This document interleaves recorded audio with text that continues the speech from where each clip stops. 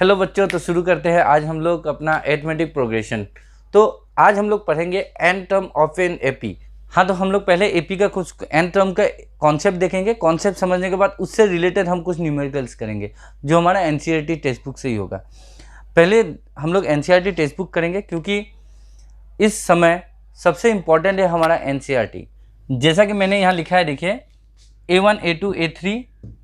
AN BN AP। तो मैंने एक एपी ले लिया जो एक कॉमन डिफरेंस से आगे बढ़ रही है। अब देखिए यहाँ क्या है, हम लोग मानते हैं कि इसका पहला टर्म जो है वो ए है और इसका कॉमन डिफरेंस हम मान रहे हैं डी है। समझ में आया? तो देखिए अब फिर इसका फर्स्ट टर्म क्योंकि हमने ए मान लिया, सेकेंड टर्म क्या होगा? तो हम जानते हैं कोई भी एपी में, एक एपी में जो वैल्यू होता है वो कॉमन डिफरेंस से आगे बढ़ती है।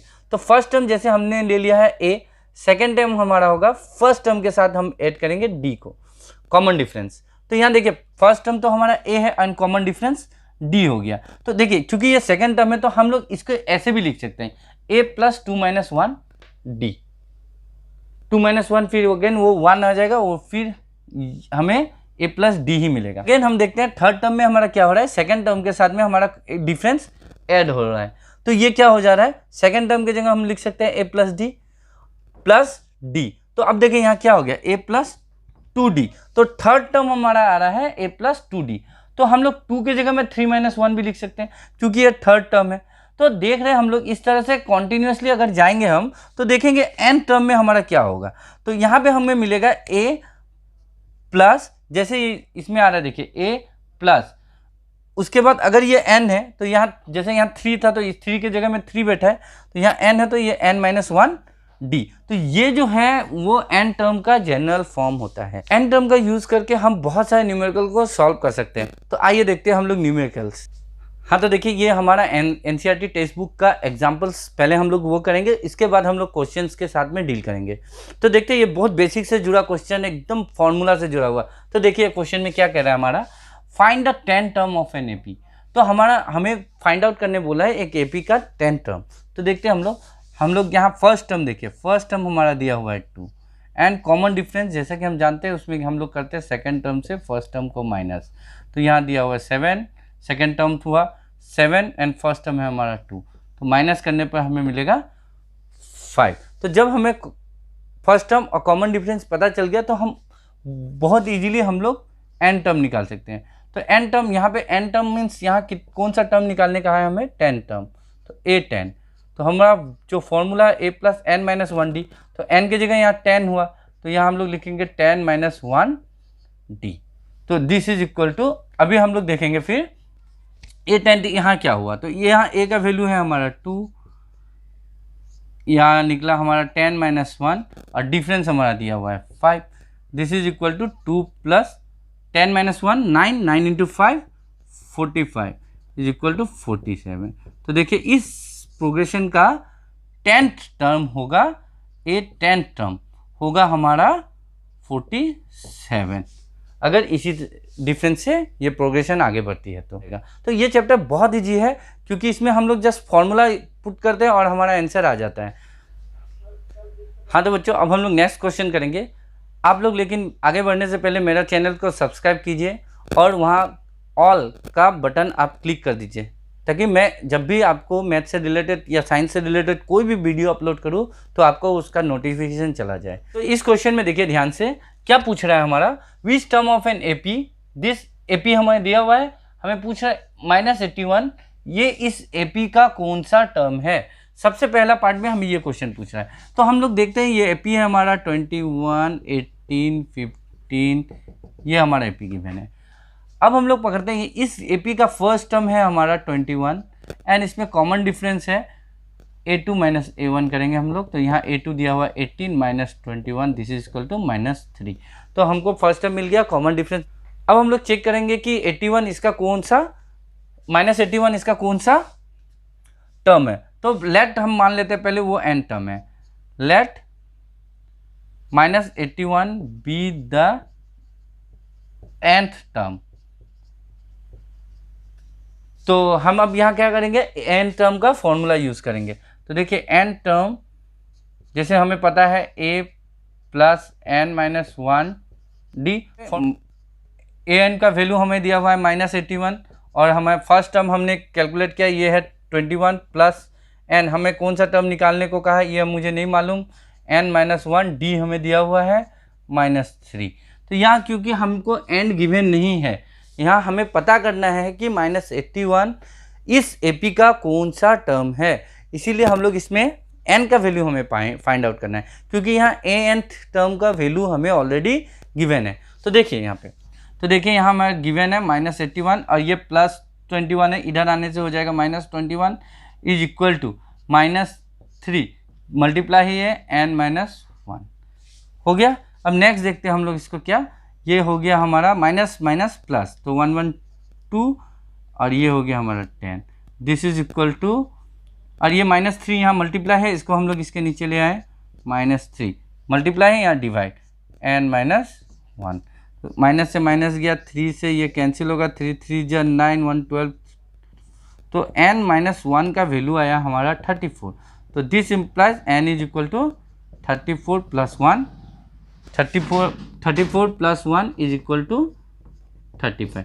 तो हमें पता चल गया कि इस एपी का -81 जो है 35th टर्म है। तो फर्स्ट पार्ट हमारा सॉल्व हो चुका है। अब हम लोग देखेंगे सेकंड पार्ट। सेकंड पार्ट में क्या कह रहा है इस क्वेश्चन में, देखिए also is any term is 0। तो हम लोग देखना है कि इस एपी का 0 क्या इसका कोई एक टर्म है, तो नहीं पता तो हम इसे चेक करेंगे। पहले हम लोग करेंगे let 0 be the n term. पहले ही हम मान लेंगे कि 0 जो है वो n टर्म है, तो हमें क्या मिलेगा, a n term is equal to हो गया हमारा 0।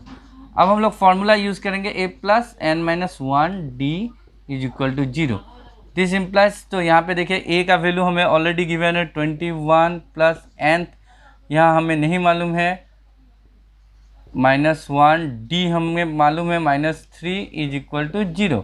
तो क्योंकि n टर्म का वैल्यू हमें पता है 21 minus 3 n minus 1 is equal to 0, तो दिस इम्प्लाइज अब क्या हो जाएगा हमारा 21 इज इक्वल टू, अब ये देखिए माइनस में ये उधर जाएगा तो प्लस हो जाएगा, thrice n minus 1, this implies 21 is equal to thrice n minus 3, this implies equal to 21 plus 3 equal to thrice n, this implies thrice n is equal to 24। मैंने बस इसको आगे लिख लिया और इसको पीछे लिख लिया है, this implies n is equal to 24/3 cancel 8। ये एक इंटेजर आया, देखिए n का वैल्यू इंटेजर है।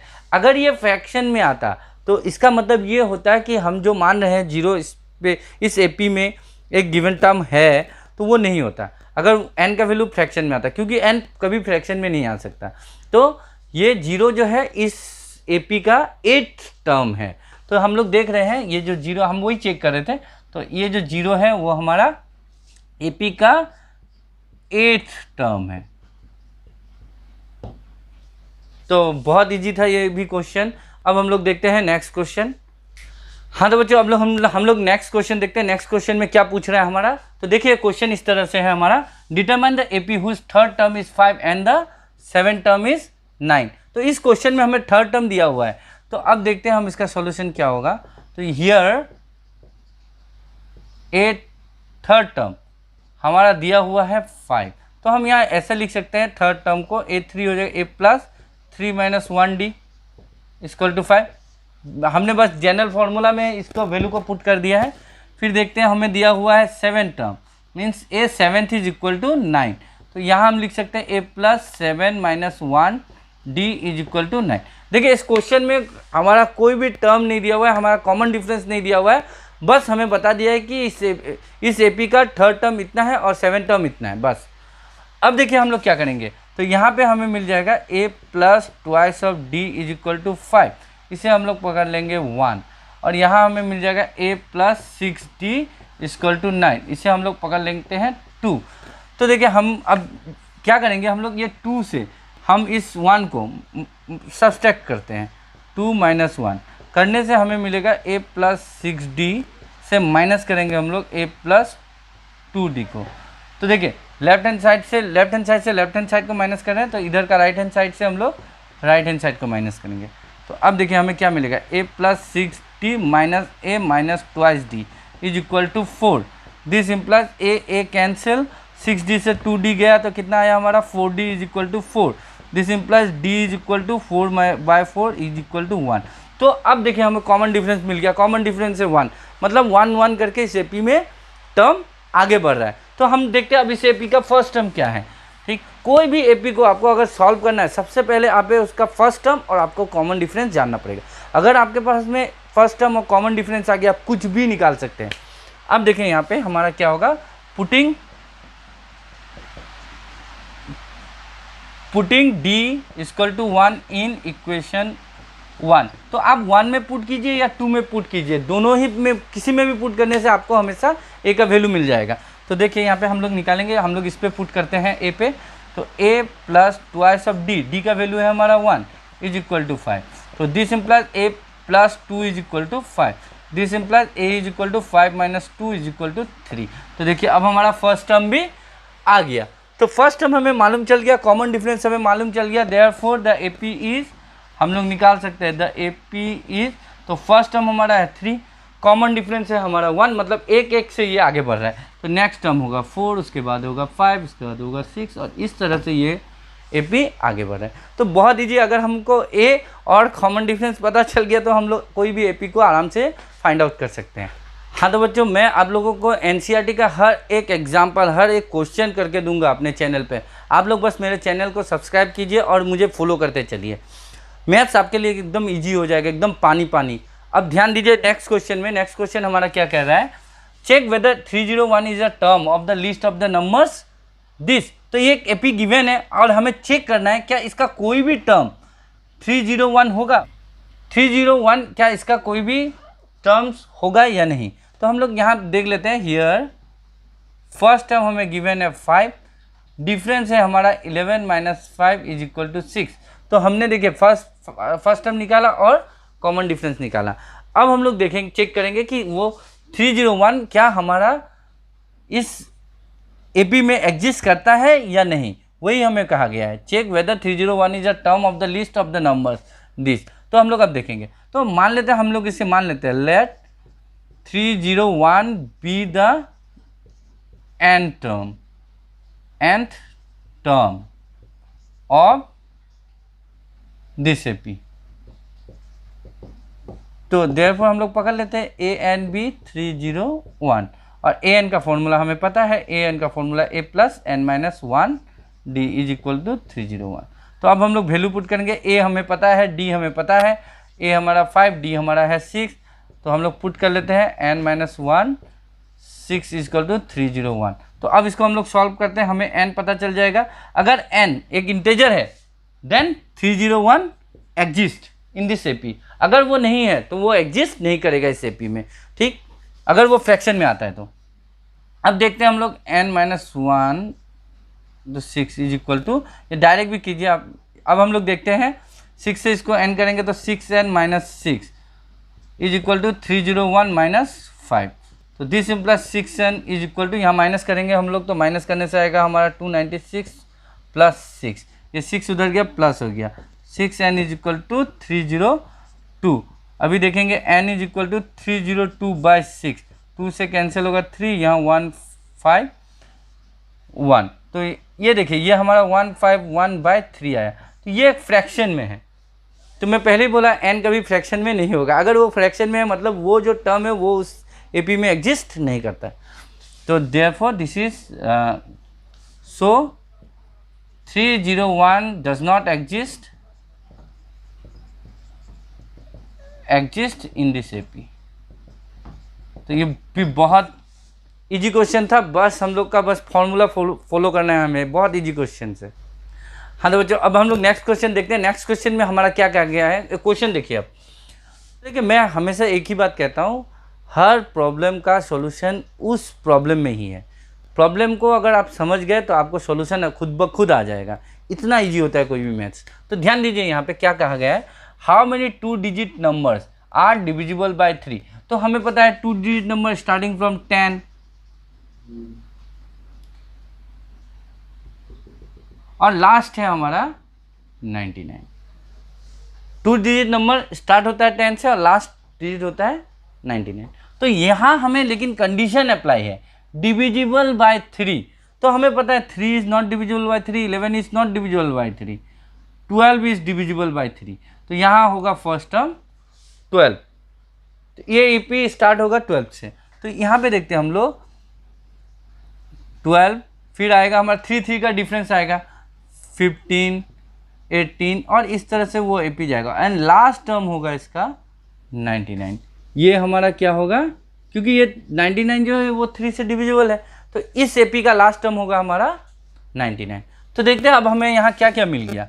तो हमें यहाँ फर्स्ट टर्म मिल गया 12, कॉमन डिफरेंस मिल गया हमें 15 माइनस 12 इज इक्वल टू 3 और एन टर्म हमें यहाँ मिल गया है 99। तो इस क्वेश्चन में हमें ये सब वैल्यू मिल चुका है। अब हमको निकालना है कि कितने डिजिट्स हैं, कितने नंबर हैं जो 3 से डिविजिबल है, मतलब हमें nth नंबर फाउंड करना है। तो हमें अब देखिए इसमें हम फॉर्मूला वही लेंगे n टर्म का a plus n minus 1d। तो देखिए यहाँ पे ये हमने पकड़ लिया 99, a हमारा फर्स्ट टर्म यहाँ गिवन है 12, n माइनस 1, तो n तो हमें नहीं पता है, अब n हम फाइंड आउट करेंगे और यहाँ d का वैल्यू गिवन है 3। तो अब हम लोग करते हैं 99 minus 12 is equal to thrice n minus 3। तो दिस इम्प्लाइज अब माइनस करने से मिलेगा हमें 87 plus 3 is equal to thrice n। तो this implies 90 is equal to thrice n। तो this implies n is equal to 90 by 3 cancel 30 means 30 ऐसे number है जो 3 से डिविजिबल है। बहुत इजी क्वेश्चन था ये भी, एकदम बेसिक डायरेक्ट। एपी का आपको कोई भी प्रॉब्लम सिर्फ फॉर्मूला पुट करने से ही आपको हो जाएगा। हाँ तो देखिए ये जो क्वेश्चन है ये हमारा बहुत इंटरेस्टिंग क्वेश्चन है। तो ध्यान दीजिए इस क्वेश्चन में यहाँ क्या कह रहा है, find the 11th term from the last term of the AP this. तो एक एपी हमें दिया गया है, तो इसमें हमें ये भी नहीं पता कि इसमें कितना टर्म्स है। तो सबसे पहले इस क्वेश्चन में हम लोग फाइंड करेंगे कि ये इसमें कितना टर्म्स है। तो हम लोग यहाँ पे लास्ट से जो 11th टर्म है फ्रॉम द लास्ट हमें वो फाइंड आउट करना है। तो सबसे पहले हम यहाँ देखेंगे इस क्वेश्चन में कि हमारा टोटल टर्म कितने हैं। तो देखिए यहाँ पे हमें क्या क्या गिवन है इस क्वेश्चन में। तो देखिए इस क्वेश्चन में हमें गिवन है फर्स्ट टर्म जो है 10, फिर कॉमन डिफरेंस जो हम सेकेंड टर्म से फर्स्ट टर्म को माइनस करके कैलकुलेट कर लेंगे, और हमारा लास्ट टर्म यहाँ गिवन है माइनस 62। तो सबसे पहले हमें यहाँ फाइंड आउट करना है एन टर्म, मीन्स यहाँ कितने टर्म है।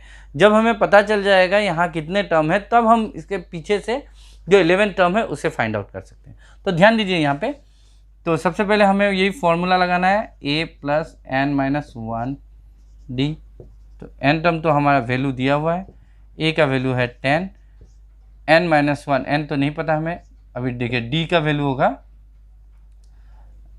nth हमें नहीं पता, तो n माइनस 1 d हमारा है यहाँ minus 3।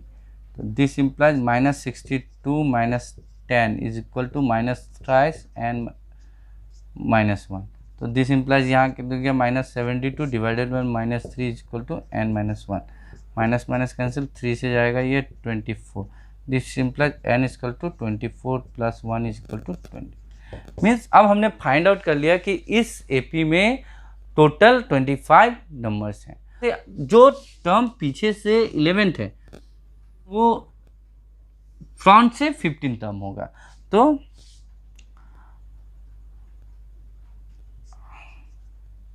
The 11th term of this AP is 15th term from the beginning। तो हम लोग अब फाइंड आउट करेंगे A15th। तो A15th के लिए a प्लस 14d। तो a का वैल्यू हमें यहाँ गिवन है 10 प्लस 14 इंटू माइनस 3, डिफरेंस हमें पता है, फर्स्ट टर्म हमें पता है, हमने पुट कर दिया माइनस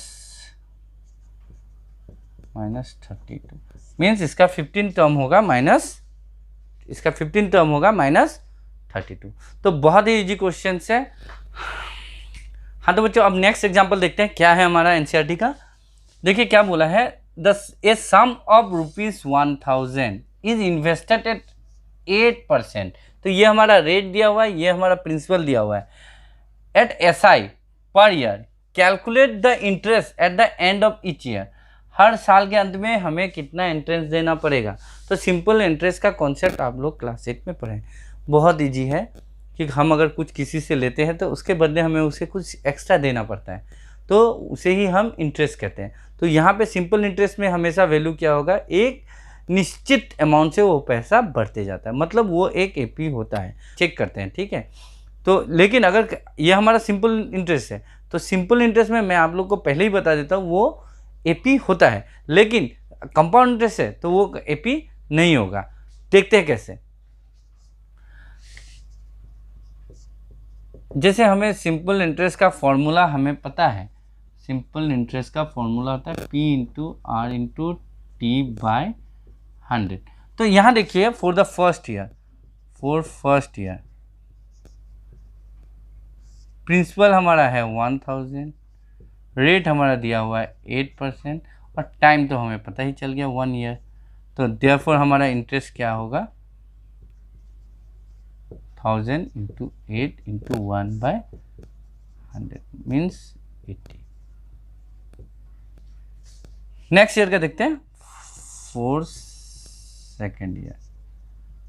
तो देखिए सेकेंड ईयर में भी हमारा प्रिंसिपल कितना रहेगा, उतना ही रुपया है, रेट उतना ही लगेगा हमारा, और टाइम यहाँ भी क्या हो गया 2 ईयर।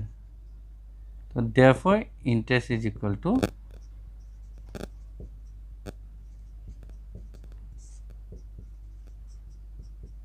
ये हो गया 160। तो इस तरह से देखेंगे हम लोग, तो हमारा इंटरेस्ट क्या हो रहा है, बढ़ रहा है। और हमें यहाँ पूछा है do this interest form an AP. तो यहाँ पे हम लोग और एक देख लेते हैं फॉर थर्ड ईयर।